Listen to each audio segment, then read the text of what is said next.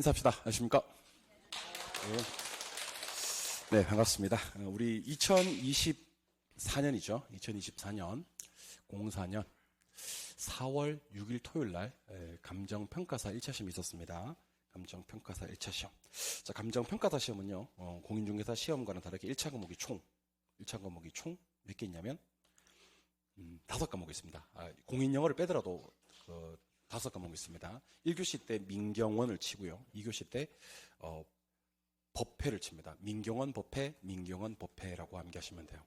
민경원이가 법회에 참여했네. 이렇게 기억하시면 됩니다. 민경원이가 법회에 참여했네. 그 1교시 3과목은 민법, 경제학, 원. 이게 부동산학 원론입니다. 공인중개사에서는 부동산학개론, 감정평가에서는 부동산학 원론이라 그래요. 싱크로율은 한 80% 정도, 75%에서 한 80% 정도 거의 흡사합니다. 똑같이 나옵니다. 그래서 민경원, 그리고 2교시 때 법회를 칩니다. 법회. 감감법이라고 해서, 감감법은 공법이 주과목이고요. 거기 가면 뭐 이렇게 국토의 계획 및 이용에 관한 법령도 있고, 건축법도 있고, 정비법도 있고 그래요. 그리고 등기 지적이 있어요, 거기. 예, 등기 지적이 있고. 그 다음에 우리 공인중개사 제일 마지막에 보는 게 부동산 가격 공시에 관한 법률이라고 해서 표준지 공시지가, 개별 공시지가, 표준주택 가격, 개별 주택 가격, 공동주택이 그 감정평가 쪽에서는 부동산 원론에 있는 게 아니고 부동산 감정평가 관계 법규에 있습니다. 그래서 감감법 하나, 그리고 마지막으로 회계학 이렇게 총 5과목이 있습니다. 4월 6일에 있었던 부동산학 원론 기출 문제에서 이 작년에, 그러니까 2023년도죠. 2023년 10월, 좀 이따 제가 세설강에서 말씀드리겠습니다만 10월 26일 날 있었던 공인중개사 시험에 있었던 문제를 갖다 그대로 따온 문제가 한 5개 돼요, 여기서. 그러니까 품앗이한 거지. 그대로 따온 문제가 5개. 그러면 이번 10월 26일 날 치는 우리 공인중개사 시험에 또 요거 31문제 열심히 공부해 오시면요. 그냥 그대로. 컨트롤 C, 컨트롤 V. 완전 복사해서 붙여넣기 하는 문제가 역시 5개가 될 거고, 그리고 좀 추세를 파악하기가 좋아요. 총론에서는 이런 거 공부해야 되겠구나. 경제론에서는 이런 거 공부해야 되겠구나. 시장론에서는 이런 걸 공부해야 되겠구나. 정책론에서는 이런 것들을 공부해야 되겠구나 하는 추세 파악하기가 상당히 좋은 파트들이라서요. 그래서 감정평가 해설 강의를 좀 진행을 하려고 합니다. 총 40문제 중에서 그 31문제를 가져왔고요. 한 2시간 정도 강의를 진행할 겁니다. 그래서 15번까지 한 4, 50분 정도, 그리고 나머지 31번까지 한 4, 50분 정도를 진행을 할 거예요. 제가 제목에다가 형광펜 처리를 미리 좀 했거든요. 그래서 영상을 보시는 분들은 제목에다가 지금 형광펜 꺼내서 제가 1번 문제 형광펜 한 거를 그대로 따라서 형광펜 해주시면 좋을 것 같습니다. 문제 해설에 그치지 않고요. 이론 정리도 깔끔하게 드릴 테니까 우리 여기 나와 있는 31문제 정도는 시험에 똑같이 나온다고 했을 때 무조건 맞추고 시작을 해주셨으면 좋겠습니다. 아시겠죠? 원래 가지고 계신 실력에서 15점 확보하고 15점을 업시킨다라는 느낌으로 따라오시면 좋을 것 같습니다. 1번 문제는요. 토지정착물을 공부할 거예요. 토지정착물. 토지정착물의 종류가 몇 개 있냐면 2개 있어요. 일부러 보는 정착물이 있고 독립적으로 다루는 정착물이 있거든요. 일부러 보는 정착물을 종속정착물이라고 그래요. 독립적으로 다루는 정착물은 독립정착물이라고 합니다. 그럼 우리는 토지정착물 중에서 종속정착물과 독립정착물을 알면 됩니까? 아닙니다. 토지정착물 중 종속정착물과 독립정착물을 공부하고 아예 동산인 걸 공부해야 됩니다. 아예 동산인 거. 그러면 총 공부해야 될 건 몇 개? 3개. 토지정착물 중 무슨 정착물과 종속정착물과 토지정착물 중 독립정착물과 아예 토지정착물이 아닌 뭐야? 동산. 그러면 7번 보시죠. 눈을 좀 크게 뜨셔야 됩니다. 크게. Open your eyes. 자, 일단 큰 제목은 2개입니다. 토지정착물과 아예 그냥 동산인 거. 동산인 거. 토지정착물은 또다시 종류가 2가지. 하나는 종속적인 토지정착물과 독립적인 토지정착물. 자, 종속적인 토지정착물은요. 토지를 갖고 있으면 그 위에 있는 정착물까지 소유권이 인정이 돼. 독립정착물은 토지 소유자 따로, 이거 소유자가 따로 될 수가 있는 것을 독립정착물이라고 합니다. 독립정착물이 어떤 것들이 있냐면요. 첫 번째 건물이 있어요. 건물. 2번째는 이제 명의라고만 쓸게요. 명인 방법을 갖춘 미분리 과실. 미분리 과실. 그리고 명인 방법을 갖춘 수목. 또는 등이라고만 쓸게요. 등기된 임목. 그리고 자기 토지 아니고 타인 토지입니다. 타인 토지에 재배되고 있는 농작물. 이렇게 해서 총 4가지입니다. 1번 건물, 2번 명인방법을 갖춘 미분류가실. 3번 명인방법을 갖춘 수목이나 등기된 임목. 4번 타인 토지에 경작 재배되고 있는 농작물. 그럼 그 외에는 싹 다 종속정착물인데 제가 종속정착물 몇 가지 알려드릴게요. 생각보다 제일 많이 나오는 게 국어 많이 나옵니다. 국어. 그리고 경작 목적이 아닌 수목. 자연식생. 뭐 다년생 식물. 이런 것들은 종속정착물이 됩니다. 그럼 종속정착물을 굳이 공부할 필요는 있느냐? 혹시 독립정착물 4개를 완벽하게 공부하시겠다면 굳이 종속정착물 공부 안 하셔도 좋습니다. 동산이 3개가 있거든요. 이걸 완벽하게 암기하셔야 됩니다. 첫 번째는 임차인 정착물. 임차인 정착물은 뭐 독립정착물도 아니야. 그냥 동산이야. 두 번째는 경작수확물. 경작수확물. 세 번째가 유명한 표현입니다. 가식 중에 있는 수목. 그래서 제가 공부 방법을 좀 알려드리겠습니다. 우리가 공부해야 될 건 크게 2개. 토지정착물과 아예 토지정착물이 아니라 동산인 거. 토지정착물은 또다시 종속적인 것과 독립적인 거. 독립적인 거 몇 개? 4개. 한번 세어보자. 첫 번째는 건물. 두 번째는 명인방법 갖춘 미분류가실. 세 번째는 명인방법 갖춘 수목이나 등기된 임목. 네 번째는 타인 토지 경작 재배되고 있는 농작물. 그럼 여기서 느낄 수 있는 교훈. 미분류가실은 뭐만 되고? 명인방법만 돼요. 등기 안 돼요. 근데 수목은 뭐 해도 되고 뭐 해도 돼요? 명인방법 해도 되고 등기도 되는데 등기 쓸 때는 뭐라 부른다? 임목이라 부른다. 오케이? 그러면 그 수목은 등기가 되나? 등기가 돼요. 왜 등기가 되지? 준부동산에서 그래요. 자, 준부동산은 등기 등록의 공시 방법을 갖춤으로써 부동산에 준하여 지급되는 자동차 건설기기 항공기 선박, 공장재단, 강업재단, 어업권, 임목이 있거든. 그리고 타인 토지에 경작 재배되고 있는 농작물. 자기 토지는 당연히 자기 거, 종속적인 거고, 타인 토지에 재배되고 있는 농작물은 토지 소유자 거, 경작자 거. 그럼 토지와는 독립적으로 다룬다는 얘기입니다. 이해하셨습니까? 하나 더. 상당히 유명한 판례가 하나 있습니다. 건물은 언제부터 건물로 볼 거냐? 사용 승인. 아닙니다. 등기. 아닙니다. 주기지만 되면. 주기지. 그래서 암기할 때 이렇게 암기하시면 됩니다. 내 건물 주기지? 이렇게 하시면 됩니다.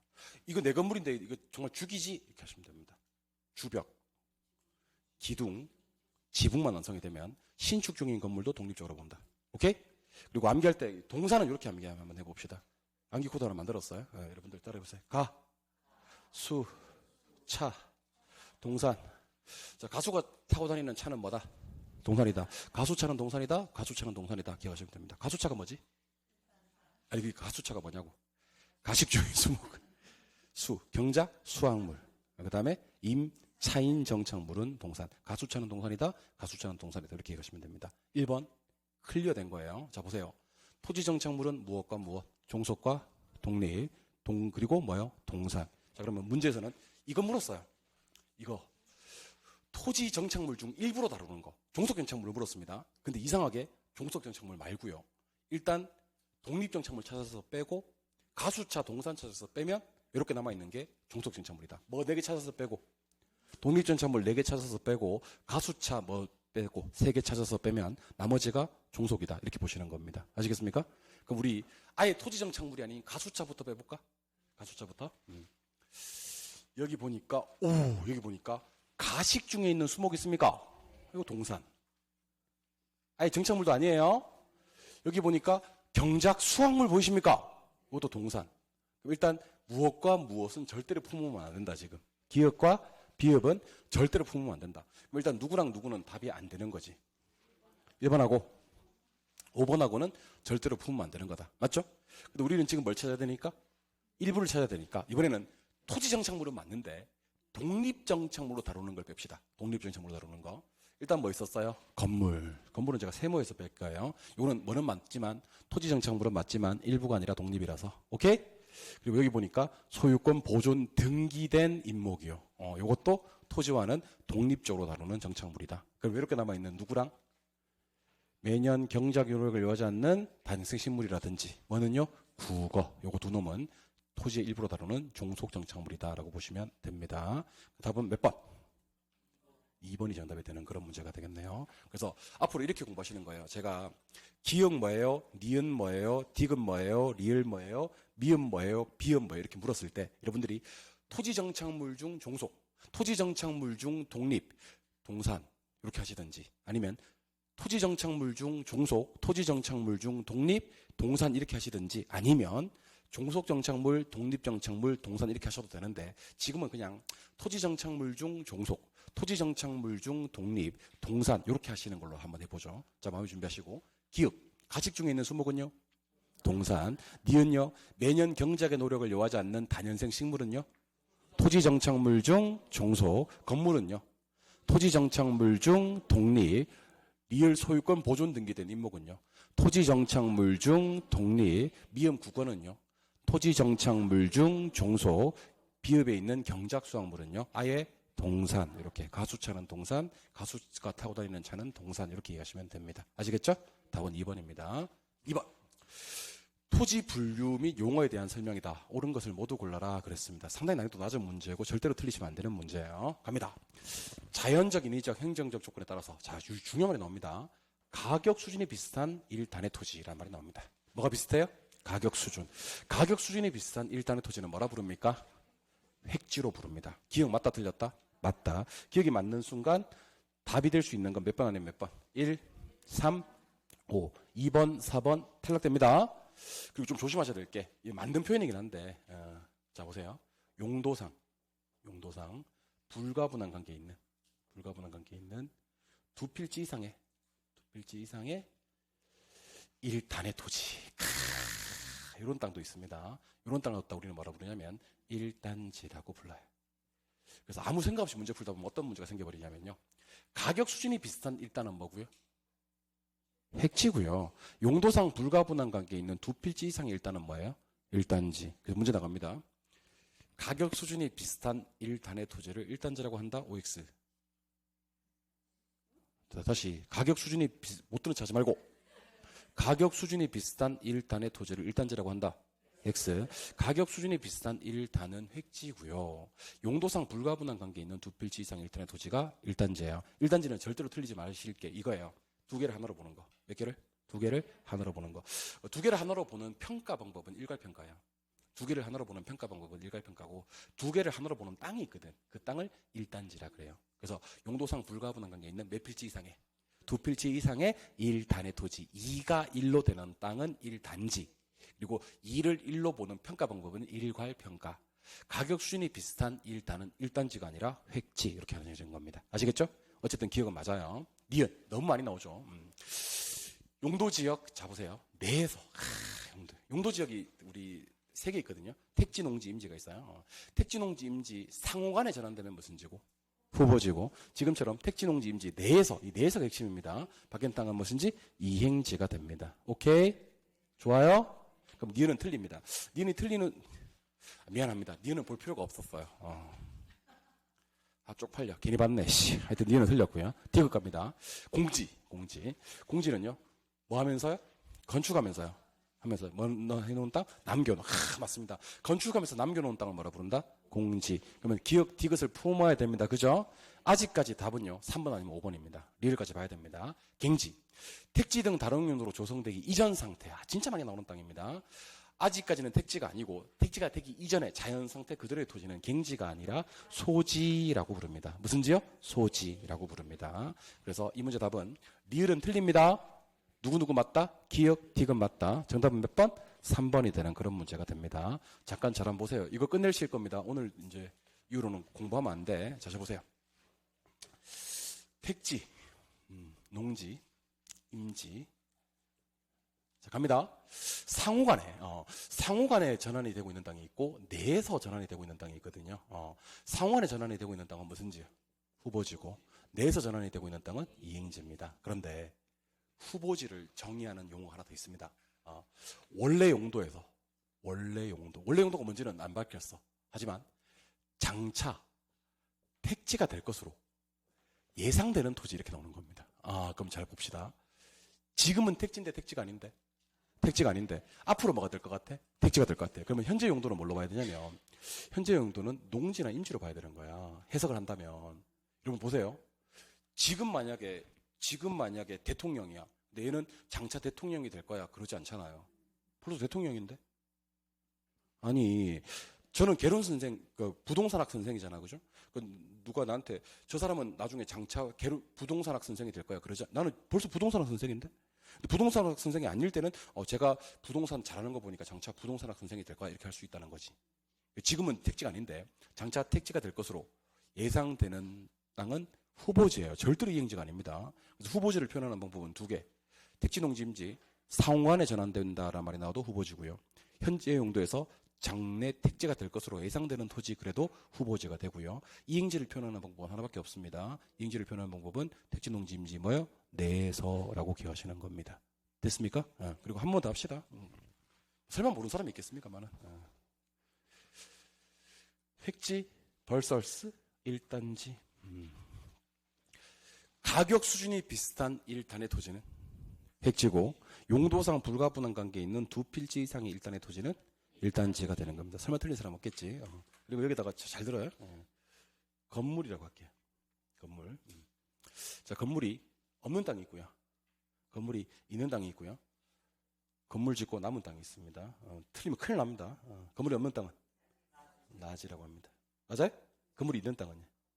건부지라고 합니다. 건물 지으면서 남은 땅은요? 건축하지 않고 남겨둔 땅은 공지라고 합니다. 그래서 건물이 이미 들어선 땅은 건부지고요. 지금은 건물이 없는데 앞으로 건물이 있을 것 같은 땅은 나지고요. 건물 짓고 남은 땅은 공지가 됩니다. 근데 우리나라 사람들은요, 건물이 없는 땅을 나지라고 하고요. 일본 사람들은 건물이 없는 땅을 뭐라고 하는지 아십니까? 모르십니까? 저편, 일본 사람들은 건물이 없는 땅을 갱지라고 합니다. 오케이? 예. 그래서, 그럼 나지하고 갱지는 어떤 땅이냐면요. 자, 대답하시죠. 나지하고 갱지는 토지 위에 건축물이 있는 땅, 없는 땅? 없는 땅. 사법상 제약이 있는 거, 없는 거? 없는 거. 공법상 제약이 있는 거, 없는 거? 있는 거. 공법상 제약이 있지만, 건물 없고 사법상 제약 없는 땅을 우리나라에서는 뭐요? 나지. 일본에서는 뭐요? 갱지. 그 나지와 갱지는 같은 말이에요. 나지와 갱지는 같은 말이고. 그러면 택지가 되기 이전에 자연 상태 그대로의 땅은 뭐라고 부른다? 소지라고 부릅니다. 소박한 땅. 택지가 되기 이전에 자연 상태 그대로의 땅은 뭐라고요? 소지. 이렇게 기억하시면 좋겠습니다. 좋습니까? 예. 그럼 여기 나와 있는 토지들 깔끔하게 한번 정리해 봅시다. 택지가 개발되기 전에 자연 상태 그대로의 땅은요? 소지. 건물 없는 땅은요? 일본에서는요?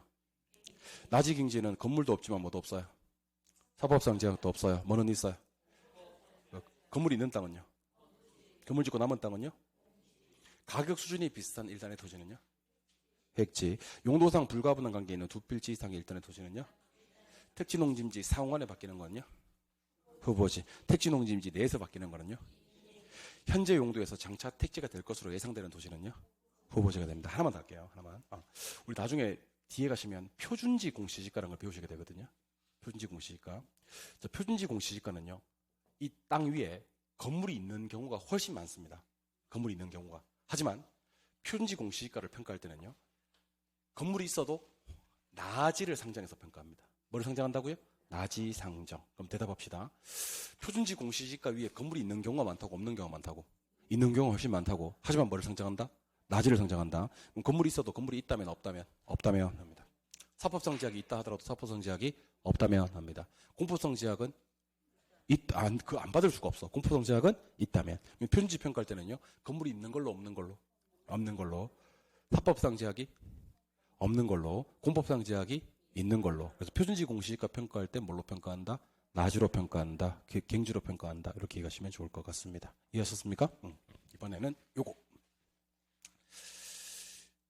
주택법령상 주택의 정의에 대한 설명이다. 옳은 것을 찾아라. 자, 우리 그동안 시험에서는요. 건축법령상 주택이 훨씬 더 많이 나왔습니다. 그럼 지금부터 저랑 건축법령상 주택과 주택법령상 주택의 차이점을 좀 알려드리겠습니다. 자, 일로 오세요. 자, 건축법령상 주택은요. 주택을 단독과 공동주택으로 구분하거든요. 단독주택에 뭐가 있냐면 아파트 있습니다. 미쳤나봐요. 잠깐 내가 미쳤나봐요. 단독주택에는 단독이 있습니다. 그리고 다중이가 있습니다. 다중이. 그리고 다가구주택이 있습니다. 그리고 공관이 있어요. 공동주택은요. 아파트, 연립, 다세대, 기숙사가 있습니다. 방금 제가 소개해드린 게 무슨 법이라고요? 건축법. 그럼 건축법령상 주택은요? 건축법령상 주택은 잘 들어. 크게 보면 2개, 작게 보면 4개. 크게 보면 2개, 작게 보면 8개가 있습니다. 그러면 건축법령상 주택에는 무슨 주택? 크게 보면 무슨 주택과? 단독과 공동이 있고, 단독에 뭐가 있어요? 단독, 다중, 다가구, 공간 4개. 공동주택은 아파트, 연립, 다세대, 기숙사. 그럼 작게 보면 4개, 4개니까 몇 개? 8개. 암기 코드. 연세대 기숙사는 공동주택. 이렇게 얘기하시는 겁니다. 아는 감탄사입니다. 연세대 기숙사는 공동주택. 이렇게 얘기하시는 겁니다. 뭐야? 아니, 그 아가 뭐냐고? 아파트. 연립. 세대는? 다세대. 기숙사는 뭐 기숙사지. 이건 무슨 주택? 공동주택. 그럼 연세대 기숙사가 아닌 단독, 다중, 다가구, 공간은 단독주택이 되는 겁니다. 맞죠? 그런데 잘 들으셔야 됩니다. 주택법령상 주택은요, 크게 보면 2개, 작게 보면 6개가 있습니다. 아주 중요한 거예요. 주택법령상 주택도 단독과 공동이 있어. 단독에는 뭐가 있지? 단독, 다중, 다가구, 끝. 공동주택은 뭐? 아파트, 연립, 다세대, 끝. 이렇게 하시는 겁니다. 오케이? 그러니까 건축법령상에는 주택이었는데 주택법령상 주택에서 탈락되는 게 2개가 있네요. 누구랑? 공간이랑 기숙사는요. 건축법에서는 분명히 주택. 하나는 단독, 하나는 공동주택에 들어갔었는데 주택법에 오니까 단독주택에서 공동주택에서 1개씩 탈락되더라. 그놈이 바로 공간과 기숙사더라. 이렇게 얘기하시는 겁니다. 오케이? 요건 먼저 하나 기억을 하시고요. 이번에는 요거 한번 해보겠습니다. 주택으로 쓰는 층수가 5개층 이상이면 뭐예요? 아파트. 4개층 이하면 뭐나 뭔데? 연립이나 다세대인데 660이라는 표현만 기억하시면 됩니다. 이걸 초과하면 뭐고요? 연립이고 이하면 뭐예요? 다세대. 암기할 때 연초 기억나십니까? 그럼 나는 누군지 한번 얘기해 볼래요? 내가 누군지. 나는 5개층 이상이에요. 아파트. 나는 4개층 이하인데 660 초과해요. 연립. 나는 4개층 이하인데 660 이하예요. 연초 기억하시면 돼요. 초과는 연립에서만 떠요. 초과 어디서만 떠요? 연립. 그리고 기숙사가 2개가 있어요. 일반 기숙사가 있고요. 임대형 기숙사가 있습니다. 잘 들어요. 일반 기숙사는요, 플레이스가 뜨고 펄슨이 떠요. 뭐가 뜬다고요? 장소가 뜨고 사람이 떠요. 어떻게 떠요? 장소가 먼저 떠. 학교, 공장. 그러니까 결국 법에서는 기숙사를요, 학교 안에 있는 거, 공장 안에 있는 것만 법에서는 기숙사로 보는 거예요. 학교 안에는 누가 살죠? 많이 어려워요? 학생. 학교에 누가 사는지 많이 어렵나요? 공장에는요, 종업원. 종업원이라는 말을 써요. 공동치사 50% 이상. 몇 퍼 이상? 50% 이상. 임대형 기숙사는요, 목적 자체가 임대 목적이에요. 무슨 목적? 근데 중요한 건 실이 20실 이상이에요. 몇 실? 20실. 공동치사는 똑같이 50% 이상입니다. 공동치사는 둘 다 50% 이상이니까 따로 기억하지 마시고, 장소, 사람을 짝 집어주시면 좋아요. 그러니까 학교, 공장 뜨고 학생, 종업원 뜨면서 공동치사 50% 이상은 무슨 기숙사? 일반 기숙사. 목적 자체가 일반 기숙사가 아니에요. 임대 목적이에요. 실은 20실 이상이고요. 공동치사는 50% 이상입니다. 그럼 뭐예요? 임대형 기숙사. 그래서 암기할 때는 20실이 나오면 임대형이 됩니다. 임대형에는 2가 나와야 돼. 2실은 아니겠지. 20실이겠지. 그리고 주택으로 쓰는 층수가 3개층 이하예요. 몇 개층이야? 3개층이야. 그리고 660제곱미터 이하입니다. 660은 뭐 됐습니다. 660제곱미터 뭐라고? 이하라고. 그러면 이걸로 구분이 안 된단 말이야. 그지? 뭐로 구분하냐면 19세대 이하 이런 말이 뜨면 다가구 하시면 됩니다. 19는 뭐라구? 19는 뭐라구? 다가구. 20실은 무슨 형? 임대형. 그리고 다중주택. 이거 조심하셔야 됩니다. 그래서 내가 이런 얘기를 하는 겁니다. 다중은요, 일단 단독이야, 공동이야? 단독이지. 근데 여기서는요, 사람만 나와, 사람만. 학생, 직장인이, 종업원 아니야. 학생과 누가요? 직장인이 장기간 거주할 수 있는 구조예요. 장기간 거주할 수 있는 구조인데 단독주택이라서 독립된 주거 형태를 갖추고 있지 아니한 것을 다중이라고 합니다. 얘는 실별로 욕실은 돼, 안 돼? 그건 되지만 실별로 취사가 안 되는 걸 다중이라고 합니다. 아시겠죠? 이쯤 되면 제가 물었을 때 적어도 한 4개, 6개 6개 정도는 자신 있게 얘기할 수 있어야 됩니다. 잘 들어요. 주택으로 쓰이는 층수가 5개층 이상이면 아파트, 4개층 이하고 660이면 연립이나 다세대인데 660을 초과하면 연립, 이하면 다세대. 그리고 그 공동치사는 똑같이 50% 이상인데 학교, 학생, 공장, 종업원이 뜨면 일반 기숙사, 임대 목적이고 20실 이상이면 이임대형 기숙사, 3계층 이하고 660 이하인데 19세대 이하면 다가그 하시면 되고요. 3계층 이하고 660 이하인데 학생, 직장인이 장기간 거주할 수 있는 구조로서 독립된 주거 형태를 갖추고 있지 아니한 것을 다중주택이라고 합니다. 오케이? 한 번만 더 할게요. 학교, 공장, 학생, 종업원은 뭐고요? 일반 기숙사고요. 학생, 직장인이 장기간 거주할 수 있는 구조로 뭐예요? 다중입니다. 초과가 뜨면 무조건 뭐고요? 연초. 그 다음에 20실이 뜨면 무조건 뭐고요? 임대형 기숙사고요. 19세대가 뜨면 뭐라고? 다가구 이렇게 되는 겁니다. 이해하셨죠? 예. 이번에는 주택법에서 우리가 3가지 주택을 더 공부하셔야 됩니다. 자, 편안하게 들으세요. 일단은 도시형 생활주택이라고 있습니다. 뭐라고 부르죠? 도생이라고 부릅니다. 그 다음에 준주택이라고 있습니다. 무슨 주택이요? 그 다음에 세대 구분형 공동주택이라고 있습니다. 무슨 주택이라고요? 세대 구분형 공동주택. 도시형 생활주택은 세대수가 중요합니다. 몇 세대 미만? 300세대 미만. 종류가 3가지가 있습니다. 3가지는 그냥 편하게 들으세요. 단지형 연립, 단지형 다세대, 소형 주택이 있고요. 요거 분상, 분양가 상한제 적용을 받더라 받지 않더라? 받지 않더라. 오케이. 준주택은요, 주택 외의 건축물과 그 부속 토지로서 주거시설로 이용이 가능한 것들을 우리는 준주택이라고 합니다. 종류는 4가지가 있습니다. 지오단호, 아니죠. 기오단호 맞습니다. 지오단호, 아니죠. 기오단호 맞습니다. 기숙사, 오피스텔, 다중생활시설, 노인복지주택. 근데 우리는 지금 무슨 법상 주택을 보고 있는 거예요?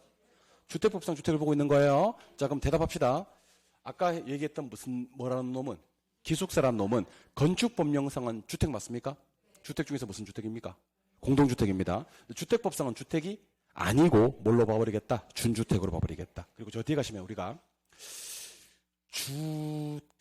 주택연금이라는 걸 공부하게 됩니다. 무슨 연금이요? 주택연금. 주택연금 대상은요, 일단 공시가격 12억 이하의 주택대입니다. 공시가격 얼마야? 이하야 주택대고요. 두 번째는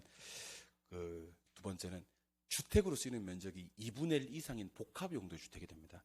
용도는 복합인데 주거 면적이 얼마 이상? 2분의 1 이상. 그리고 준주택 중에서 2개를 받아옵니다. 총 4개가 되거든요. 공시가격 12억 이하의 주택, 그 다음에 주택으로 쓰이는 면적이 2분의 1 이상인 복합용도의 주택. 하나 더. 노인복지주택. 뭐라고요? 노인복지주택. 성격상 주택연금의 대상이 될 수밖에 없습니다. 기호단어에 뭐야? 하나 더. 오는요, 그 주거 목적의 오만. 그럼 무슨 오는 안 돼? 업무 목적의 오는 안 돼. 업무 목적의 오는 안 돼. 오피스텔의 종류가 몇 가지가 있는데? 2가지가 있는데, 전입신고가 되는 오피스텔이 있고, 전입신고가 안 되는 오피스텔이 있어요. 전입신고 안 되는 오피스텔은 무슨 오피스텔? 업무용 오피스텔은 주택연금의 대상이 될 수가 없고, 주거목적, 전입신고되는 주거목적의 오피스텔은 주택연금 신청이 가능하다로 기억하시면 좋을 것 같습니다. 이해하셨죠? 이번에는 세대구분형 공동주택. 세대구분형 공동주택은 세대를 구분해서 잘 들어요? 구분해서 생활돼야 안 돼요? 생활돼요? 구분 소유돼야 안 돼요? 안 돼요. 이게 솔직히 말씀드리면 우리 부동산학 개론시험에는 나온 적이 없고요. 공법시험에 나왔다니까. 공법에서 주택법 배우잖아, 그지? 세대 구분형 공동주택이란 세대를 구분해서 생활 싹 가능, 구분 소유 싹 가능, X가 됩니다. 생활은 싹 가능한데 구분 소유할 수는 싹 불가능. 구분 소유는 안 되는 주택을 세대 구분형 공동주택이라고 합니다. 참고로 우리 원래는 이제 민간이 지은 주택을 민간주택이라고 하고요, 정부가 지은 주택을 공공주택이라고 합니다. 근데 주택법에서는 주택을 어떻게 구분하냐면 민영주택과 참고로 들으세요. 국민주택으로 구분합니다. 무슨 주택? 국민. 우리가 사실 일반적으로는 공공임대주택에 들어와서 공공임대 종류가 8개가 있거든요. 영국행, 통장, 분기기 해서 국민임대라는 것은 공공임대주택의 한 종류인데, 주택법에서는 주택을 딱 2개로 구분하는 겁니다. 무슨 주택은 무슨 주택? 민영주택과 국민주택. 민영주택을 어떻게 정의하냐면 무슨 주택이 아닌 주택? 그렇지. 국민주택이 아닌 주택을 뭐라 부른다? 민영주택이라고 한다. 국민주택은 국민주택이고요. 국민주택이 아닌 주택을 싹 다 민영주택이라고 한다. 이렇게 얘기하시면 좋은 것 같습니다. 이해하셨습니까? 예. 그래서 여기서 우리 다른 건 다 집어치우고 그러면 민영하고 도생하고 준하고 세대 구분형 공동주택 요 네 가지만 한번 보자. 국민이 아닌 건 민영 300세대 미만이고 분상 적용받지 않은 건 주택 외로서 기호단호 준주택 구분해서 생활 가능한데 소유할 수 없는 거 공동주택. 그러면 건축법상의 주택은 시험에 진짜 많이 나왔는데 주택법령상 주택은 시험에 잘 안 나왔구나라고 생각하시면 되고 여기서는 딱 세 가지만 공부하시면 됩니다. 자, 제 눈에 에너지 절약형 친환경 주택이나 장수명 주택 공부하다가 눈에 띄는 일 없도록 하시기 바랍니다. 아시겠죠? 앞에 거 세 가지에서 무조건 답이 나오게 되어 있습니다. 저한테 에너지 절약형 친환경 주택 들은 적 없죠? 나한테 들은 적은 없잖아. 나한테 장수명 주택 들은 적? 내가 뭐 장수 막걸리는 좋아해. 내가 장수 막걸리는 좋아하는데 장수명 주택을 나한테 들은 적은 없잖아. 아시겠죠? 예, 장수는 우리 막걸리만 알면 돼. 예, 세 가지. 민영주택은 뭐를 제외한 주택이요? 국민주택 제외한 주택을 얘기하는 겁니다. 국민주택입니다. 두 번째, 세대 구분형 공동주택은 세대를 구분해서 생활은요? 가능하지만 세대를 구분해서 소유할 수? 키워드 모르면요. 이거 틀렸다는 거 쉽게 찾아내기가 힘들어요. 아시겠죠? 2번 맞다 틀렸다. 틀렸다. 구분 소유할 수 있는 거 없는 거? 없는 거. 도시형 생활주택은 세대 맞았습니다. 몇 세대 미만? 300세대 미만. 이 대통령령으로 정하는 주택을 말하는데 이 주택이 몇 가지가 있더라? 세 가지. 단지형 연립이 있고요. 단지형 다세대가 있고요. 소형 주택이 있고 그렇습니다. 옳은 거 찾아야 됩니까? 찾아야 됩니까? 정답 몇 번? 한 번이고 4번과 5번은 어디가 틀렸는지를 알려드릴게요. 에너지 절약형 친환경 주택이래요. 친환경. 환경과 친하다는 얘기예요. 그럼 대답 한번 해보자. 그 에너지 사용량은 뭐 되는 게 좋고 절감되는 게 좋지. 이산화탄소 배출량은 뭐 되는 게 좋아? 막 집에 막 이산화탄소 많아가지고 막 이렇게 집에 막 이렇게 많이 마시면 바보 되고 막 그런 거 있잖아, 그지? 밥 주면 좋아하고 이산화탄소 배출량은 감소될 수 있도록 이렇게 해야 됩니다. 아시겠죠? 뭐 이산화탄소든 일산화탄소든 탄소는 많으면 안 좋습니다. 5번 장수명 주택은 구조적으로 이건 좋아요. 구조적으로 오랫동안 유지 관리될 수 있는 내구성을 갖추고 있는 주택인데 내부 구조가 쉽게 변경할 수 있는 변경 용이성이 있는 주택을 장수명 주택이라고 한다. 참고로만 기억하시면 좋을 것 같습니다. 아시겠죠? 그래서 친환경 에너지 절약형 친환경 주택은 이산화탄소 배출량은 감소되는 게 좋아요. 장수명 주택은 내구성은 있긴 하지만 내부 구조를 쉽게 변경할 수 있는 구조 변경이 용이한 주택을 말하는 겁니다. 어쨌든 이 문제 답은 몇 번? 3번. 4번 토지 특성입니다. 이번 시험에서는 토지 특성이 상당히 쉽게 나왔습니다. 자, 문제 풀다가 장래 편익의 현재가치. 자, 여러분들 문제 풀다가 장래와 관계되는 게 딱 두 가지가 있어요. 장래와 관계되는 게. 하나는 가치. 가치를 영어로 뭐라고 하죠? 밸류라고 하죠. 그리고 수익환원법이라고 들어본 적이 있습니까? 이걸 직접환원법이라고 하는데 수익환원법, 직접환원법이 뭔지 알려드릴게요. 수익환원법은요.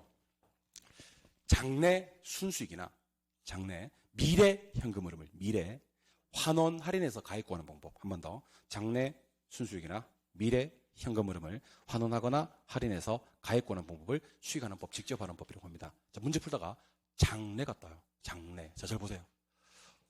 하루살이한테 야, 너 장래 희망이 뭐야? 그러면 돼요? 안 돼요? 안 돼요. 이놈 수명이 얼마죠? 하루인데 장래 희망이 뭔지를 물으면 안 되지. 그냥 지가 하고 싶은 거 하다가 가게 냅둬야 됩니다. 이놈. 수명이 짧은 놈한테는 절대로 장래란 말은 못 써요. 수명이 긴 놈들한테만 쓸 수 있는 말이 장래 또는 뭐 장기 이런 말을 쓸 수가 있습니다. 문제 풀다가 장래 뜨면 수명이 짧은 놈, 긴 놈한테만 쓸 수 있는 전매 특허예요. 수명이 긴 놈한테만 뭐를 쓸 수 있다? 장래. 그럼 장래가 뜨면 무슨 성? 영속성입니다. 영속성. 오케이? 답이 될 수 있는 건 몇 번 하는 몇 번? 1, 3, 5번. 두 번째는 좀 이따 할 거고요. 세 번째 먼저 보겠습니다. 문제 풀다 보니까 무슨 요인이요? 개별 요인, 사정 보정. 여러분들 부동산 가격은요. 특수한 사정이나 동기가 개입되기가 쉬워요. 그러니까 물건마다 가격이 다 다를 수밖에 없다는 겁니다. 맞아요? 어떤 물건은 급매물로 거래가 되었고 어떤 물건은 정상적으로 거래가 되었고 어떤 물건은 사기 강박에 의한 거래고 어떤 물건은 착오에 의한 거래고 어떤 물건은 표현 대리고 막 그래요. 아시겠죠? 이렇게 물건마다 가격이 다 다르다. 그래서 개별 요인을 따지고 사정 보정을 한다. 이거는 토지의 특성 무슨 관계가 있냐면 개별성 관계가 있습니다. 맞아요? 그러면 우리 뭐랑 뭐만 봐도요.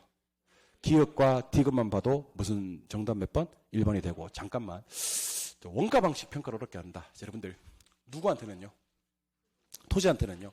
공시지가 기준법을 써요? 원가법을 써요? 공시지가 기준법을 쓰죠. 그럼 토지는 원가법을 잘 쓴다 안 쓴다? 안 쓴다. 토지에 왜 원가법을 쓰기 어려운지를 알려드리겠습니다. 왜 토지는 원가 방식을 쓰기 어려운지 알려드리겠습니다. 자, 원가법으로 구하는 가액을 적산가액이라 그래요. 무슨 가액이요? 자, 적산가액은 재조달 원가를 구해야 되고요. 오케이? 그리고 감가 누계액을 구해야 됩니다. 맞죠? 그래서 여기다가 이거 빼면 됩니다. 그럼 일단 토지는 감가가 잘 되더라 안 되더라? 왜요? 영속성 좋습니다. 이 자리에 영속성 와도 돼 안 돼? 되고. 두 번째 재조달. 다시 만들 수 있어야 됩니다. 만들 수 있어야 된다고? 토지 만들어 못 만들어? 특히 물리적으로 토지는요. 공급량이 고정되어 있기 때문에 한 개도 못 만들어요. 물리적으로는요. 맞아요? 왜 재조달 원가를 못 구해요? 다 쓰겠다. 다 썼다. 결국에 다 썼다. 그러니까 여러분들 원가법을 적용하려면 두 가지를 반드시 할 수 있어야 됩니다. 뭐 할 수 있어야 되고요? 재조달할 수 있어야 되고요. 감가가 돼야 됩니다. 그렇죠? 근데 다시 만들 수가 없다. 만들 수 없다. 증가되지 않는다. 무슨 성? 부정성. 만들어내지를 못한다. 두 번째, 감가가 되지 않는다. 감가는 왜 안 된다? 영속성. 그래서 제가 가운데를 왜 비워놨냐면요. 사실 여기는 부정성이 놔도 되지만 영속성이 놔도 돼요. 그래서 사실 이 문제는요. 복수정답의 여지가 있어요. 그래서 니은에 맞는 건 제가 다 동그라미 쳐드릴게요. 부정성, 영속성, 영속성. 이게 세 개 다 맞다니까. 그러니까 뭐가 떠도 되고 부정성이 떠도 되고 영속성. 개별성과는 전혀 관계가 없는 게 맞습니다. 근데 기읍과 디귿을 만족하면서 맞아야 되니까 정답은 몇 번? 1번이 되는 그런 문제가 됩니다. 아시겠습니까? 그리고 문제 풀다 보면 이렇게 자, 잠깐만. 이 개별성하고 뭐를 좀 비교하셔야 되면 부동성하고를 좀 많이 비교하셔야 되거든요. 무슨 성하고? 부동성하고 개별성하고. 일단 절 좀 바라봐 주세요, 여러분들. 절 좀 look at me. 자, 대답 좀 해주세요. 네. 토지는 여러분들 지역마다 가격이 다른가요? 토지는 지역마다 가격이 다른가요? 지역마다 가격이 다른 걸 혹시 세 글자로 뭐라고 하는지 아세요? 지역마다 가격이 다른 걸 세 글자로? 국자로 시작하는데 화자로 끝나고 세 글자고 그런데 국자. 자, 감정 평가할 때 무슨 분석을 먼저 해요? 지역 분석을 먼저 해요. 맞아요? 지역 분석. 왜 지역 분석을 하는지 아세요? 부동산은 원튼 원하지 않든 외부 영향을 받거든요. 맞아요? 왜 외부 영향을 받아요? 움직일 수 없으니까. 무슨 성? 부동성. 그래서 문제 풀다가 외부 효과 떠도 부동성이고요. 지역 분석 떠도 부동성이에요. 다시 한번 해볼까? 뭐가 떠도 부동성이고? 외부 효과가 떠도 부동성이고요. 지역 분석이 떠도 부동성입니다. 그러니까 문제 풀다가 지역 뭐 어떻고 저떻고 하면 무조건 부동성. 아시겠어요? 자, 부동산은요. 물건마다 가격이 다른가? 아니, 부동산은 물건마다 가격이 다른가? 물건마다 가격이 다른 걸 뭐라고 하는지 아세요, 혹시? 개별화라고 합니다. 무슨 화? 개별화. 아니면 얘를 독점화라고 부르기도 합니다. 무슨 화? 독점화. 그래서 감정평가할 때는요. 각각의 물건마다 감정평가를 해야 돼, 안 해야 돼? 해야 되지. 이걸 우리는 개별 분석이라고 합니다. 무슨 분석? 사실 밑에 거 좀 쉬워요. 문제 풀다가 단어에 뭐 이렇게 개별 이런 말이 되잖아. 이게 물건마다라는 뜻이거든. 물건마다. 그거는 개별성. 다시. 지역마다 가격이 다른 건 부동성. 물건마다 가격이 다른 건 개별성. 지역화, 국지화되는 건 부동성. 개별화, 독점화되는 건 개별성. 지역 분석하는 건 부동성. 사람 미치는 거 보고 싶어 지금. 개별 분석하는 틀리기도 어렵다 이거. 개별 분석하는 것. 하나만 더 할게요. 깝깝해서 그래요. 자, 지역마다 가격이 달라요. 지역화 국지화돼요. 지역 분석을 합니다. 그럼 무슨 성? 부동성. 물건마다 가격이 달라요. 개별화 독점화됩니다. 개별 분석합니다. 그럼 무슨 성? 개별성. 여기는 잘 보니까 뭐 개별 요인을 분석한다, 사정 보장을 한다가 나왔기 때문에 개별성이 될 수밖에 없는 겁니다. 아시겠죠? 문제 답은 몇 번? 1번이고 참고로 니은에 원가 방식을 적용할 수 없는 것은 여기서는 부증성을 답으로 도출했지만 토지의 원가 방식을 적용할 수 없는 이유는 하나 더 있습니다. 감가액을 구하기가 힘들어요. 감가가 안 되니까. 무슨 성? 영속성 때문이기도 합니다. 토지의 원가법 적용할 수 없는 이유는 만들지도 못하지만 감가도 안 되더라. 부증성과 영속성 둘 다다 하는 것도 기억해 주시면 좋을 것 같습니다. 그래서 정답만 좀 알려드리면 정답은 이렇습니다. 장래가 뜨면 무조건 무슨 성이고요? 영속성이고요. 원가 방식을 어렵게 하는 것은 무슨 성 때문도 맞지만 부증성 때문도 맞지만 영속성과도 관계가 있는 거고요. 개별 요인과 사정 보정을 필요로 하는 건 무슨 성입니까? 개별성이 되는 겁니다. 이해하셨죠? 답은 몇 번? 1번이 되는 그런 문제입니다. 5번. 다음 중 유량 경제 변수가 아닌 것을 찾아라는 문제입니다. 뭐가 아닌 거? 그 유량 아니라고 해서 유량 찾으면 절대 안 나, 진짜. 가만 안 둬, 진짜. 우리는 무조건 저량만 찾을 겁니다. 뭐만요? 저량. 영어로 뭐죠? 스톡입니다. 오케이? 예. 저 따라 한번 해보세요. 제자가 보통 달인, 제자가 보통 달인. 그리고 반드시 이걸 두 번째 글자까지는 쓸 수 있어야 됩니다. 아시겠죠? 쟤는 뭐죠? 재고입니다. 재고입니다. 쟤 모르는 것 같은데요? 재고. 자산입니다. 가치. 가격도 괜찮아요. 가격, 가치 둘 다. 보급률입니다. 통 조심하셔야 돼. 통화량. 좋아요. 통화량. 단기. 인구. 근데 여러분들 잠깐만. 여기서 제가 요거 좀 보여드리려고 그래요. 요거. 자산. 여러분들, 자산 그래도 되고, 뭐, 자본 그래도 되고, 부채 그래도 되고, 심지어 재산 그래도 되거든요. 일단 저를 한번 보세요. 여러분들, 요거 한번 읽어볼래요? 요거 한번 읽어볼래요? 소비 대신에 지출을 해도 되고요. 소득 대신에 수입 이렇게 해도 됩니다. 오케이? 저를 보세요. 여러분들, 버는 거 있잖아, 버는 거. 저기 뭐라고 돼 있지? 소득, 수입 있잖아. 이거 얼마 동안에 벌어? 일정 기간 동안에 벌어. 벌어가지고 돈을 썼어. 쓰는 걸 갖다가 소비라고 하나? 지출이라고 하나? 그것도 기간이야. 자, 그러면 일정 기간 돈을 벌었어? 그럼 버는 거 뭐야? 유량. 벌어서 쓸 걸 썼어. 쓰는 거 뭐야? 유량. 일정 기간 벌어서 쓸 거 쓰고 특정 시점에 벌어서 쓸 거 쓰고 특정 시점에 축적돼 있는 거. 지금 이렇게 쌓여 있는 거 있거든. 그걸 갖다가 따라서요. 자산, 재산. 근데 방금 제가 소개해드렸던 자산, 재산은요. 내 돈과 남의 돈이 합으로 구성이 돼 있어요. 내 돈 뭐? 자본, 남의 돈, 부채, 합쳐서 자산, 재산 이렇게 얘기하는 거야. 아시겠어요? 여러분들 재산 얼마야 물었을 때는 시점에서 측정합니다. 야, 너 얼마 벌어? 기간 측정합니다. 야, 너 얼마 썼어? 기간 측정합니다. 하지만 자산 얼마야, 재산 얼마야는 시점에서 측정합니다. 알겠어요? 그러니까 내가 하는 모션을 잘 보라고. 벌었어. 유량. 썼어. 그 벌어서 쓸 거 쓰고 특정 시점에 이렇게 축적되어 있는 거 재산, 자산, 자본, 부채를 뭐라고 한다? 저량이라고 한다. 이렇게 기억하시기 바랍니다. 아시겠습니까? 답은 몇 번? 3번이 되는 그런 문제가 됩니다. 그래서 왜 재산은 유량이 아닙니까? 조량이니까. 조량이니까. 그래서 암기를 할 때 이렇게 합니다. 따라합니다. 저제자가 보통 달인. 저제자가 여기 요 제자예요, 저제자예요. 오브 데어에 있는 저제자가 보통 달인이다. 저제자가 보통 달인이다. 이렇게 얘기하시는 겁니다. 알겠죠? 그리고 요거 한번 읽어주세요. 요거 뭐야? 요거야. 얘를 재산이라 해도 됩니다. 잠깐 일로 오실래요? 자, 보세요. 우리 복합 개념의 부동산은 뭐가 있죠? 법경기. 살짝 무섭네. 법경기. 협의의 부동산이 있고 광의의 부동산이 있습니까? 요건 무슨 측면? 법률적. 자, 따라해보세요. 공, 자, 위, 환. 요건 무슨 개념? 기술적. 그 다음에 따라 3본. 생소상. 그래서 기억하셔야 될 게 있습니다. 이게 자산이에요. 이게 자본이고, 요거는 자연이에요. 자로 출발되는 게 총 몇 개 있는데? 3개 있는데, 3본. 자산과 자본은 법경계 중에 무슨 개념이고? 경제적 개념이고, 자연이죠. 그건 기술적 개념입니다. 요거 3개를 빠른 속도로 물을 테니까 법경기로 대답하시기 바랍니다. 협의광의는 법이고, 자본, 경입니다. 자산, 경입니다. 자산, 경입니다. 자연, 기입니다. 다시 합니다. 무서워. 자본, 경입니다. 자연, 기입니다. 자산. 그럼 방금 3본 했던 거. 자산, 자본은 법경계 중에 무슨 개념이다? 경제적 개념이다. 그럼 방금 했잖아, 또. 유량이 있고 저량이 있다 그랬지, 맞지? 근데 방금 소개해드렸던 자산하고 자본하고 뭐 심지어 재산 같은 것들은 유량이다, 저량이다. 자량이다. 그럼 이거는 유량으로 넣으면 안 되는 거야. 그리고 우리가 저 뒤에 가시면 대부 비율이라는 게 있거든. 대부 비율. 영어로 뭐라 그래? 이걸 갖다가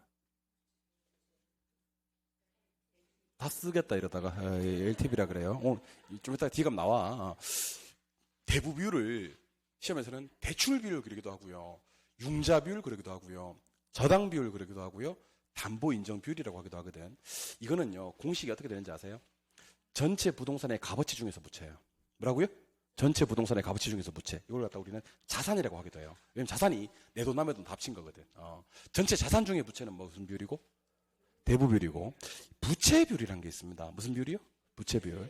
부채 비율은 자본분의 부채예요. 뭐요? 자본분의 부채. 그럼 대답해봐. 대답하실 건가? 내 돈을 뭐라고 부르고? 자본이라고 하고 남의 돈을 부채라고 하고 이걸 합쳐서 자산이라고 하는데 분자에 일단 부채를 올릴 거야. 근데 전체 자산분의 부채 그럼 무슨 비율이고? 대부 비율이고 자본분의 부채 그러면 부채 비율이 됩니다. 아직도 대부 비율과 부채 비율을 구분하지 못하시는 수험생들 위험 1단계 드리도록 하겠습니다. 위험 1단계. 정말 덴저러스합니다. 전체 자산분의 부채는 무슨 비율? 대부 비율. 둘 다 부채야. 분자는. 자본분의 부채는. 그러니까 내 돈 남의 돈 다 합친 전체 부동산의 값어치 중에서 부채는 무슨 비율이고? 대부 비율이고 철저하게 내 것만. 내 돈분의 남의 돈은 무슨 비율이다? 부채 비율이다. 그러면 자산과 자본이 우리 부동산 학개론에 각각 흩어져 있는데 한 번에 지금 제가 모아드렸거든요. 자, 자산, 자본 이런 놈들은 법경계 중에서 무슨 개념이다? 경제적 개념이다. 자산, 자본 이런 놈들은 유량과 저량 중 무슨 개념이다? 자량 개념이다. 자산, 자본 합쳐서 자본과 부채의 합이 자산이거든요. 둘 다 부채로 위로 올릴 건데 전체 자산분의 부채는 예? 대부 비율이고 내 자본분의 부채는 부채 비율입니다. 한 번 더 총정리 빠르게. 자산, 자본, 부채 이런 놈들은 법경계 중에 무슨 개념? 경제. 유량, 저량 중에서는 저량 개념이고 부채인데 자산분의 부채는 대부 비율. 무서워. 자본분의 부채는 부채 비율이 되는 겁니다. 아시겠죠? 예. 자산, 자본 한번 모아드렸습니다. 6번. 아파트 시장에서 아파트의 수요 곡선을 우측, 우상향으로 이동시키는 요인은 모두 몇 개인가 그랬습니다. 여기서 가장 중요한 글자를 알려드리겠습니다. 가장 중요한 글자는 아파트입니다. 아파트입니다. 물론 수요 곡선도 정말 중요한데 여기서 제일 중요한 글자는 빰빰빰 빠라바라밤 빠라밤 별빛이 흐르는 다리를 건너 샤라이샤 바람 부는 갈대 숲을 지나 그만할게요. 예. 가장 중요한 글자는 아파트입니다. 가장 중요한 글자 뭐라고요? 아파트. 자, 일로 오세요. 들어와. 자, 지금부터 아파트 수요량의 변화와 아파트 수요의 변화에 대해서 살펴보도록 하겠습니다. 대답하시죠. 아파트 수요량을 변화시키는 원인은 뭐죠? 이제 그냥 가격하면 안 되지. 가장 중요한 글자가 아파트라고 하는데 이제 와서 새삼 그냥 가격하면 안 되지. 노래까지 불렀는데 내가. 가장 중요한 글자는 뭐다? 아파트 수요량을 변화시키는 원인은 뭐다? 아파트 가격 이렇게 하는 거예요. 오케이? 아파트 수요를 변화시키는 요인은 아파트 가격 이외 이렇게 하는 거야. 이해하셨죠? 그럼 아파트 수요량은 이렇게 변합니다. 자, 수요 곡선은 어떤 모양인데? 우하향인데. 방금 누가 우상향한 것 같은데 모른 척 해드리겠습니다. 우하향하는데 이렇게 1번, 2번으로 움직이는 것을 갖다 우리는 곡선상에서 움직인다 그래요. 어떻게 해요? 곡선상. 좀 더 정확하게 얘기하면 곡선상 무슨 이동? 점의 이동. 맞아요? 근데 이렇게 하향으로 가면 증가라 그래요. 상향으로 가면 감소. 오케이? 그럼 이번에는 아파트 가격 이외가 변해서 수요량이 변하는 수요의 변화를 살펴보도록 하겠습니다. 얘는요, 곡선이 이동한다 그래요. 어떻게 이동한다? 곡선의 이동. 이렇게 얘기를 합니다. 곡선상에서 움직이는 거예요. 아예 곡선이 이동해버리는 거예요. 곡선이 이동해버리는 거예요. 요게 3번, 요게 4번입니다. 3번이 증가. 4번이 감소. 3번이 뭐의 증가? 수요의 증가. 4번은요? 수요의 감소. 자, 그럼 잘 보세요. 여러분들 시험장에 들어갈 때 펜 들고 들어가요, 안 들어가요? 들고 들어가요? 그 펜을 갖다가 우하향으로 만든단 말이야. 그럼 이게 무슨 곡선이지? 수요 곡선이지. 1번. 이건 뭐? 아니지. 수요량 증가해야지. 2번. 수요량 감소. 3번. 수요 증가. 4번. 수요 감소. 한치 오차도 없이 대답해. 이거는 무슨 곡선? 수요 곡선인지는 어떻게 알았어? 우하향이니까. 이거. 수요량 증가. 수요량 감소. 이게 시험에 나올 때 어떻게 나오냐면 수요 곡선이 우측 이동 그렇게 나기도 하고 수요 곡선을 우상향 이동 그러기도 해. 수요 곡선 좌측 이동 그러기도 하고 수요 곡선 좌하향 이동 그러기도 한다고. 이해하셨습니까? 그러면 수요를 변화시키는 원인이 총 몇 개 있냐면 잘 봐요. 8개. 8개. 자, 한번 해보자. 소득은 뭐 해야 돼? 증가. 소득이 증가해, 수요가 증가해? 선호도 증가. 인구는 증가. 가격이 뭐 할 것이라는 예상? 상승할 것이라는 예상. 맞아요? 대체적 가격 뭐? 상승. 늦었어. 보완적 가격은? 하락. 금리는? 늦었어. 금리 인하. 그 다음에 거래세 인하. 그래서 제가 하고 싶은 얘기는 총 몇 개를? 8개를 5개와 3개로 구분하신 다음에 수요를 이걸 외우셔야 돼. 이 5개와 이 3개를 외우셔야 된다니까. 오케이? 자, 내 지금 암기할 거야. 소득, 선호, 인구, 가격 예상, 대체제 가격. 시작. 소득, 선호, 인구, 가격 예상, 대체제 가격. 밑에 거 3개. 보완제 가격, 금리, 거래세. 시작. 보완제 가격, 금리, 거래세. 그래서 요거 5개는요. 수요가 움직이는 방향과 같은 방향. 요거 3개는요. 수요가 움직이는 방향과 반대 방향. 그래서 제가 잘 봐. 수요 증가 요인. 그러면 요래. 수요 증가 요인은요. 소득 증가, 선호 증가, 인구 증가, 가격이 상승할 것이라는 예상, 대체제 가격 상승. 수요가 증가되려고 그러면요. 보완제 가격 하락, 금리 인하, 거래세 인하가 수요 증가 요인입니다. 오케이? 수요 감소 요인은 저 혼자 할 테니까 여러분들 하지 마세요. 수요 감소 요인은요. 요래. 소득 감소, 선호 감소, 인구 감소, 가격이 하락할 것이라는 예상, 대체제 가격 하락, 수요 감소, 보완제 가격 상승, 금리 인상, 거래세 인상이 수요 감소 요인이 됩니다. 하지만 수요 곡선 우측 이동, 수요 곡선 좌측 이동, 어디에서도 나와서는 안 되는 게 뭔지 아세요? 아파트 가격이에요. 아파트 가격은 수요 곡선이 우측 가요, 좌측 가요? 안 가요. 아파트 가격은 수요 곡선 좌측 가요, 우측 가요? 안 가요. 그럼 어떻게 가요? 곡선상에서 점 이동한다니까? 그래서 이 문제에서 제일 중요한 것은 뭐다? 아파트다. 빰빰빰. 아파트가 제일 중요합니다. 그래서 절대로 요건 답이 될 수가 없는 거예요. 이게 제일 중요한 거예요. 아파트 가격 하락은요. 아파트 수요량의 변화로서 수요 법칙을 따르거든요. 가격이 하락하면 수요량이 증가될 거거든요. 그러면 아까 1번이거든요. 1번. 얘는 곡선상에서 어떻게 보면 하향으로 이동합니다. 이해했다 못했다? 했다. 그러면 첫 번째 아파트 가격은 무슨 탈락? 예선 탈락. 저거 답으로 체크하시면 많이 힘들어집니다. 아시겠습니까? 자, 우리 지금 수요 곡선을 우측으로 이동시키는 거니까 아까 얘기했던 3번을 찾는 거야. 3번은 뭐를 말하는 거지? 수요 증가를 찾는 거라고. 아시겠습니까? 편안하게 대답하세요. 대체적 가격이 상승하면 수요는 뭐예요? 증가. 맞아요? 가구 수, 인구 얘기하는 거야. 인구가 증가되면 수요 증가. 실질 소득이 감소되면 수요 감소. 얘는 답이 아니네. 예. 금리 상승되면 수요 감소. 맞죠? 규제 강화되면 수요 감소. 근데 DSR 규제가 완화되면 또 수요 증가. 이렇게 하는 겁니다. 이해하셨어요? 특히 대체제 가격은 그 38선 위에 있었어, 밑에 있었어? 위에. 대체제 가격 상승 그러면 수요 증가가 바로 떠야 됩니다. 아시겠습니까? 보완제 가격은 하락이 떠야지 수요가 바로 증가됩니다. 이해하셨습니까? 그럼 수요 증가는 누구 시작. 대체제 가격 상승, 가구 수요의 증가, DSR, 총부채 원리금 상환 비율의 완화. 총 몇 개? 3개. 답은 몇 번? 2번이 되는 그런 문제가 됩니다. 하실 수 있겠습니까?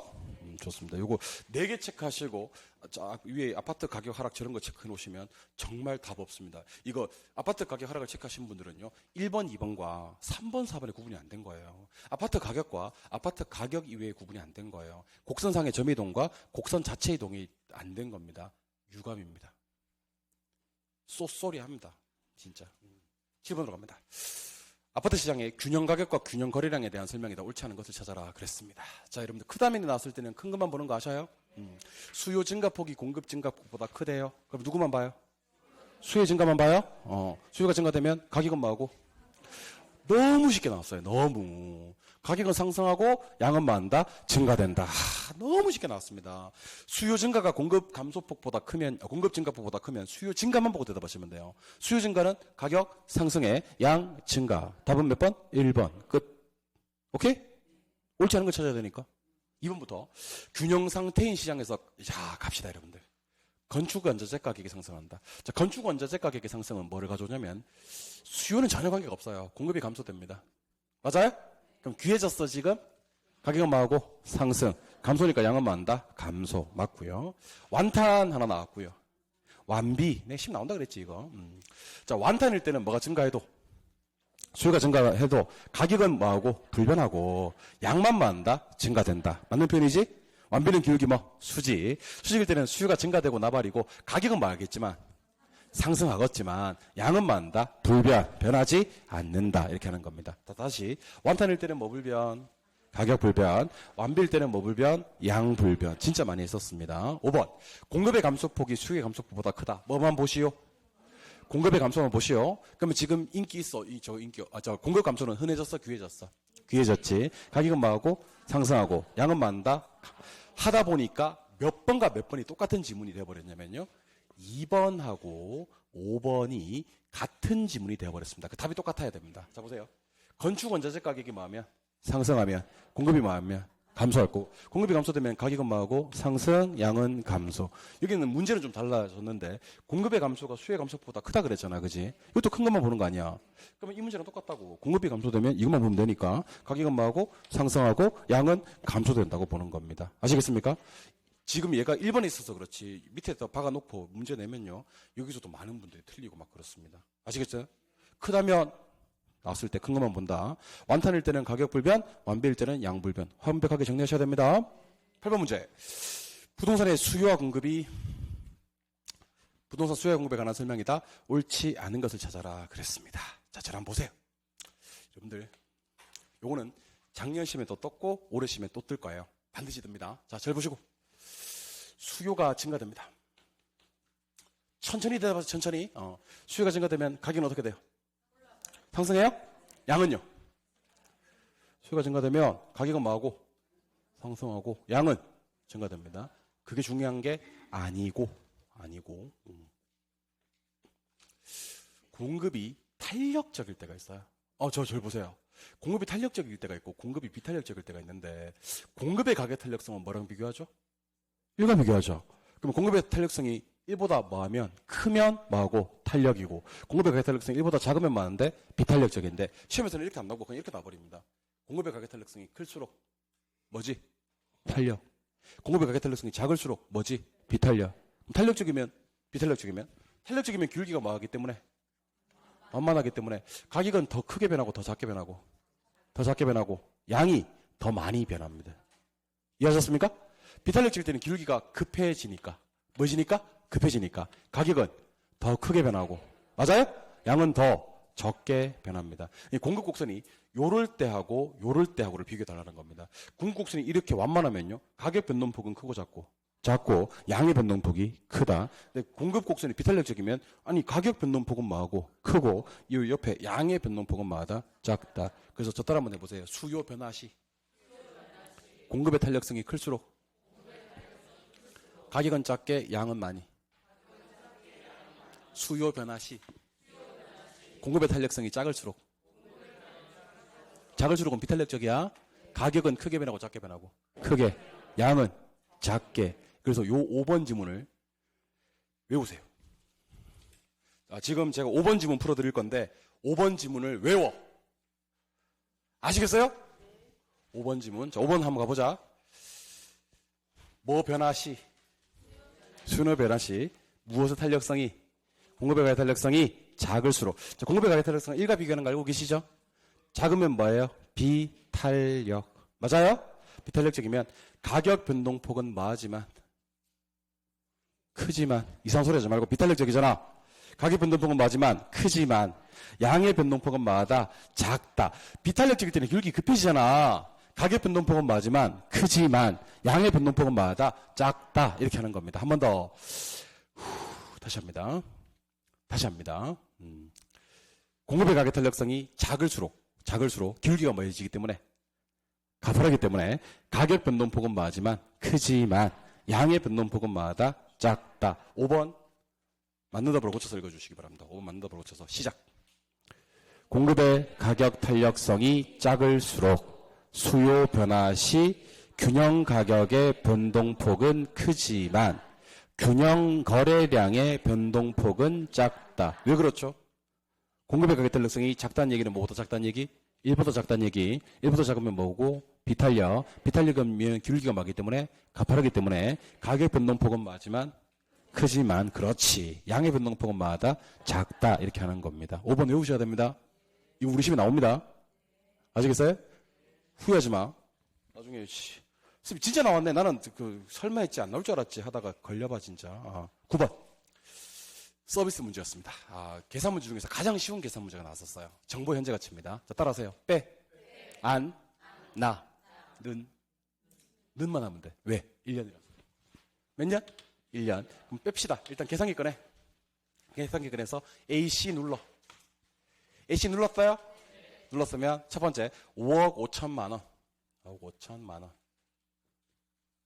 빼기 2억 7천5백만 원. 2억 7천5백만 원. 곱하기 몇 프로? 40%. 맞아요? 나누기 1.1는 이렇게 하시면 됩니다. 끝.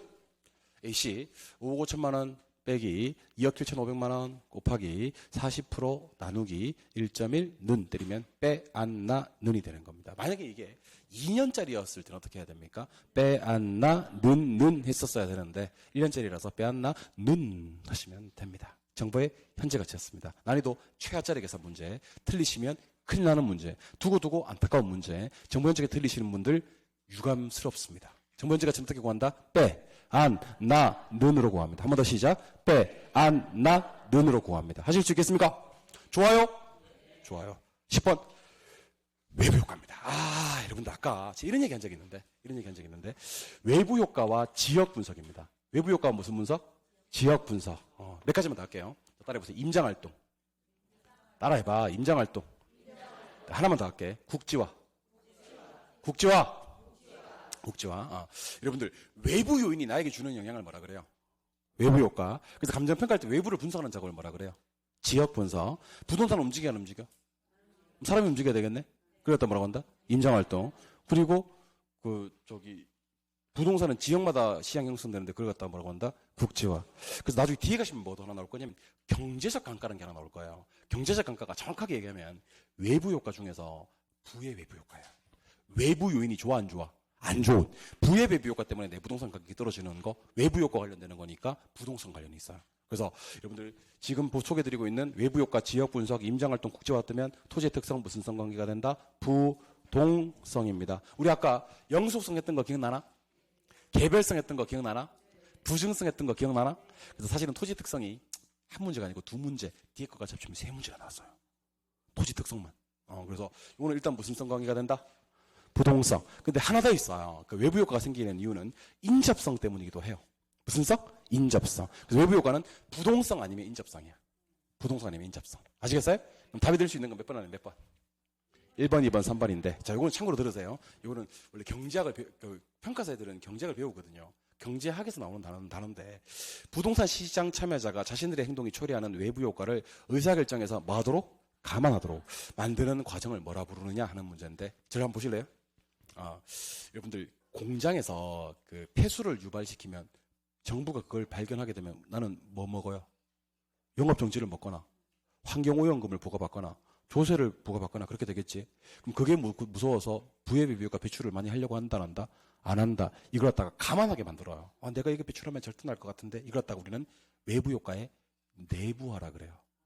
효과는 원래는 무슨 효과였는데 이게 외부 효과인데 그것을 저거 하면 분명히 세금 나올 것 같은데 세금 들일 것 같은데 하지 마라. 이렇게 감안하도록 만드는 것을 외부 효과의 내부화라 그럽니다. 아시겠어요?